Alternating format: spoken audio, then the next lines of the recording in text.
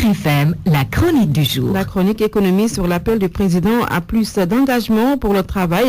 Tous les efforts doivent être orientés sur la productivité pour aller au plus vite vers l'émergence. Makumba Beya. À chaque fois que Macky Sall atterrit à Pékin, il est émerveillé par la réussite phénoménale de ce pays continent qui, de 1959 à 1961, a connu ce qu'on appelle les 3 terribles années.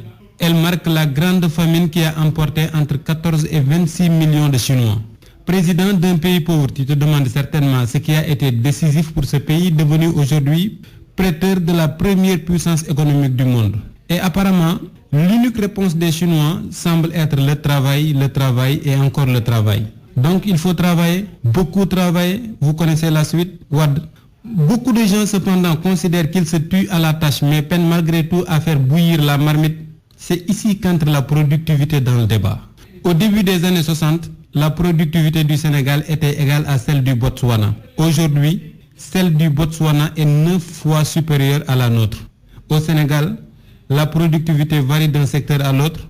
Elle est 5 fois supérieure dans le formel comparé à l'informel. En plus de cela, si les salaires haussent et qu'en même temps la productivité stagne, c'est ce qui est le cas dans le secteur formel au Sénégal, le coût du travail est incidemment plus cher. C'est ce qui est noté depuis 1998. Un autre fait est qu'un travailleur sénégalais est généralement plus productif en France ou aux États-Unis qu'au Sénégal. C'est le Prem 4 de la Banque mondiale qui l'indique. Voilà les faits qu'il faut attaquer quand vous voulez que les pays soient plus productifs. Le président Macky Sall a posé un débat crucial pour l'émergence, mais il l'a mal posé comme souvent quand il parle sans prompteur.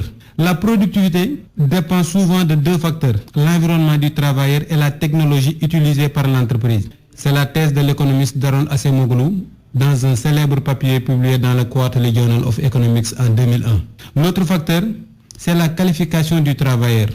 Et il se trouve que dans l'un comme dans l'autre, il y a beaucoup d'efforts à faire, aussi bien de la part des entreprises que de celui des travailleurs.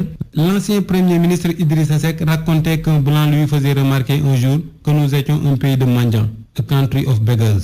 Si nous ne voulons plus qu'on nous traite comme tel, il n'y a pas d'alternative, il faut travailler davantage. Et cela aussi bien dans le public que dans le privé. Puisque maintenant les pays des blancs connaissent des croissances très lentes, évitons ce qui était arrivé à la cigale emprunteuse dans une fable de La Fontaine. La fourmi lui avait demandé ce qu'il faisait au temps chaud. Elle répond qu'elle était en train de chanter. Eh bien, dansez maintenant, lui rétorque la fourmi. Travaillons donc davantage, parce que 9 fois moins que le Botswana, ça doit au moins heurter notre fierté nationale.